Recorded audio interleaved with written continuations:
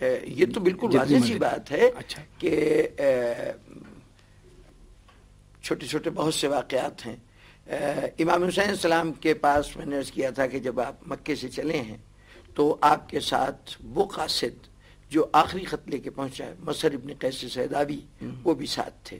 امام حسین السلام نے آغاز سفر میں تو ان کو ساتھ رکھا. کچھ دور پہنچنے کے بعد ان سے کہا کہ تم تیز رفتاری سے جاؤ اور اہل کوفہ کو جا کے اطلاع دے دو کہ میں مکے سے روانہ ہو چکا ہوں اور تمہارے بلانے کے اوپر تمہارے شہر میں آ رہا ہوں.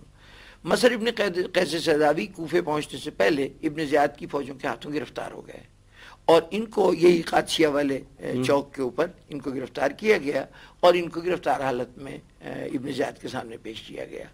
وہاں پر ابن زیاد نے امام حسین کے قاصد کا یعنی یوں سمجھیے کہ اس کو ایک امتحان میں ڈالا کہ ان سے کہا کہ تم ممبر پہ جاؤ اور امام حسین السلام کی شان میں گستاخی کرو، سب کو شتم کرو.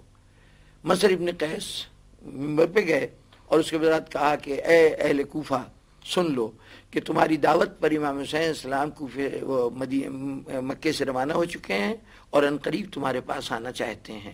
مجھے یہ خبر پہنچانے کے لیے تمہارے پاس بھیجا گیا تھا، میں نے اپنا فرض ادا کیا، اب تم اپنا فرض ادا کرو.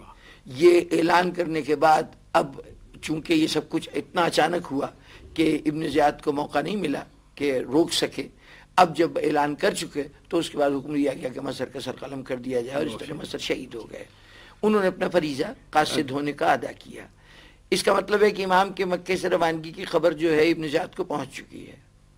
وہ تو حضرت مسلم کے آنے سے اندیشہ تھا لیکن اب تو یقینی طور پر ہو گئی. ایک گزارش ہم کرتے ہیں، ہم چاہتے ہیں کہ ہم منزلوں کو ذرا تیزی سے اس کا تذکرہ کریں اور خاص جو منزلیں ہیں، ہم تھوڑا سا محدود وقت ہے اس پر ہم گفتگو کریں. اگر اب میں آسانی سے یہ پوچھوں کل کتنی منزلیں یہ بتائی جا سکیں گی مدینے سے لے کر کربلا تک؟ دیکھیے منزل کا مطلب ہوتا ہے کہ جہاں امام حسین السلام نے قیام کیا. اچھا یہ کوئی شہر نہیں ہے. اور دوسری صورت یہ ہے کہ منزل کا مطلب یہ ہے کہ جہاں جہاں قافلے قیام کیا کرتے. اچھا نہیں کوئی شہر نہیں ہے یہ آبادیاں نہیں ہیں. ظاہر ہے کہ آبادیاں تو ہیں. اچھا کچھ آبادیاں ہیں اور کچھ یہ ہے کہ نقلستان درمیان. اچھا ان منزلوں سے مراد ہے کہ وہ جگہ جہاں پہ امام حسین علیہ السلام نے قیام کیا ہے. تو چونکہ امام حسین السلام 9 ذی الحجہ کو روانہ ہوئے ہیں مکے سے، ٹھیک ہے، 5 دن کا سفر تو ہے مدینے تک، یعنی مدینہ شہر میں نہیں داخل ہوئے، بیرون مدینہ سے چلے گئے.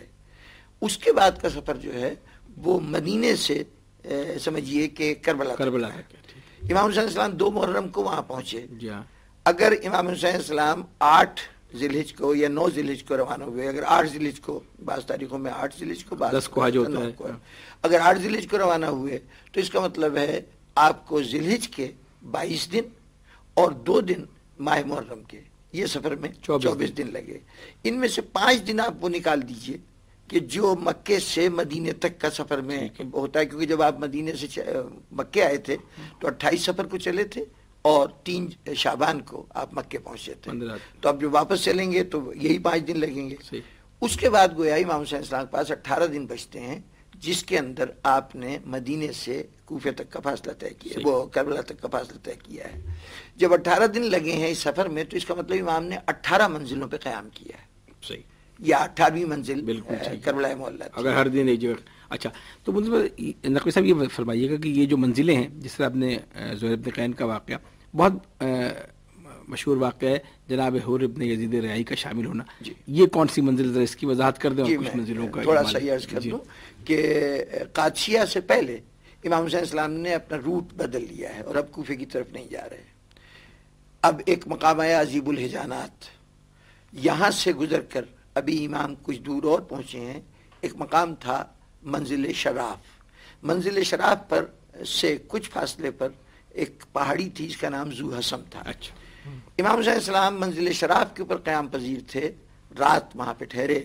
آپ کا وہاں قیام تھا تو آپ نے محرم کا چاند منزل شراف پہ دیکھا. یہاں سے امام حسین السلام صبح کو جب روانہ ہوئے ہیں ابھی کچھ دور گئے تھے کہ ان کو دور سے یعنی گھڑ سوار نظر آئے اور اس کی وجہ سے یہ اندازہ ہوا کہ کوئی فوج آ رہی ہے.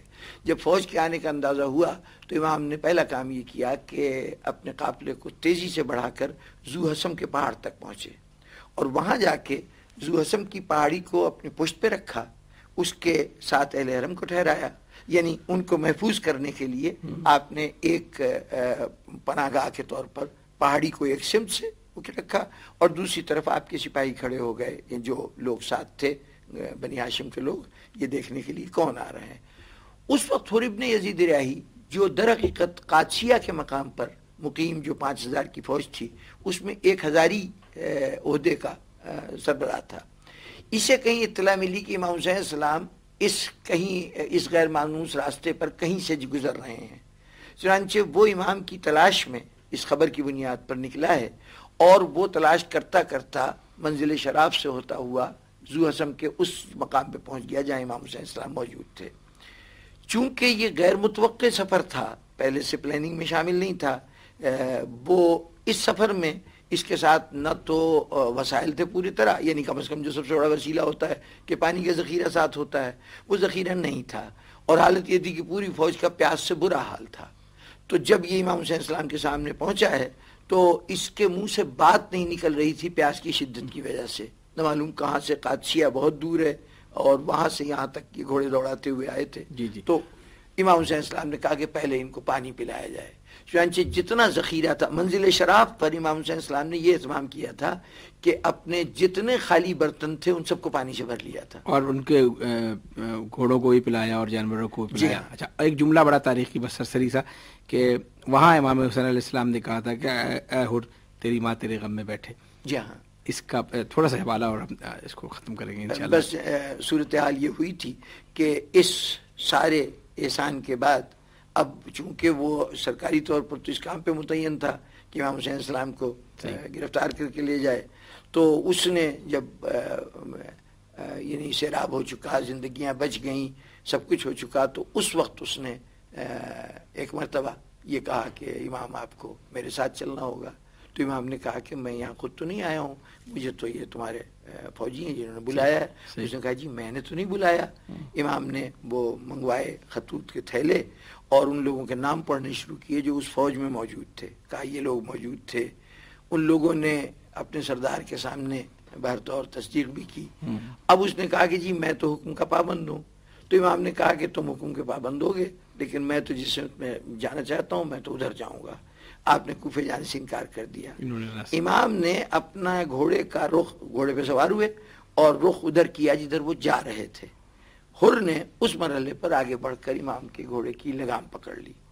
یہ وہ عمل تھا کہ جس کے جواب میں امام نے کہا کہ جا تیری ماں تیرے غم میں بیٹھے، یعنی یہ ایک طرح کا بظاہر تو کوسنا ہوتا ہے کہ تجھے موت آ جائے، اور یہ بڑی تکلیف دہ بات ہوگی کہ بوڑھی ماں جوان بیٹے کی موت کو سنے، لیکن یہ امام حسین السلام نے بعد میں پتہ چلا کہ یہ امام کی طرف سے کوسنا نہیں تھا، بلکہ اس کو نوید جنت، اس کے ضمیر کو بیدار کرنے کا ایک صورت۔ بس یہ جملہ تھا کہ جس کے اوپر اسے احساس ہوا کہ امام حسین السلام کس کے بیٹے ہیں اور میری ماں کا کیا مقام ہے کہ ان کی ماں کا موازنہ۔ ڈاکٹر صاحب بہت بہت شکریہ۔ ناظرین محترم، آپ کو بھی اندازہ ہے اور مجھے بھی بہت سا وقت درکار ہے ان جزویات پر گفتگو کرنے کے لیے، لیکن ہمارے اس پروگرام کا بنیادی مقصد یہ ہے کہ آپ کو مہمیز کر دیں۔ کتابیں موجود ہیں، تاریخ موجود ہے، یہ حوالے سب مل جائیں گے اگر پڑھنے کی کوشش کی جائے اور جاننے کی کوشش کی جائے۔ نقوی صاحب کی گفتگو ایک اشارہ ہے ان حوالوں کی طرف جو تفصیلات جاننے والے سمجھتے ہیں اور ان کے لیے بہت کافی ہے۔ وہ جو حر جس نے راستے میں امام حسین علیہ السلام کے قافلے کو روکا تھا، وہ حر شہدائے کربلا میں نمایاں مقام پر ہے، اور وہ کہ جسے آج تک دنیا علیہ السلام کے نام سے یاد کرتی ہے۔ حر نے شہ مظلوم کا راستہ نہیں روکا، بھٹکا ہوا راہی تھا، پتہ پوچھ رہا تھا۔ شکیل اختر کو اجازت دیجیے، اللہ نگہبان۔